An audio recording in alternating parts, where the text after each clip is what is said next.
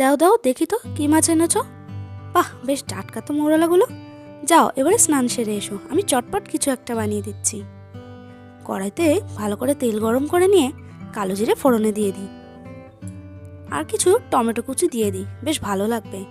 একটু নেড়ে চেড়ে নিয়ে মৌরলাগুলোকে ভালো করে ধুয়ে নুন হলুদ আগেই মাখিয়ে রেখেছিলাম, সেইগুলো এবার এর ভেতরে ঢেলে দিই। বেশি ভাজার দরকার নেই, একটু নেড়ে চেড়ে মাছগুলোকে পাতিয়ে দেব। এবারে জিরে, সর্ষে আর কাঁচা লঙ্কা বাটা এর ভেতরে দিয়ে দিই। একটু মিক্সি ধুয়ে জলও অ্যাড করে দিলাম। এবারে পরিমাণ মতো নুন, হলুদ দিয়ে ভালো করে নেড়েচেড়ে ঢেকে দিলাম। বাহ, বেশ দারুণ গন্ধ বেরোচ্ছে তো। এবারে কটা গোটা কাঁচা লঙ্কা দিয়ে আবারও কিছুক্ষণ ঢেকে দিই।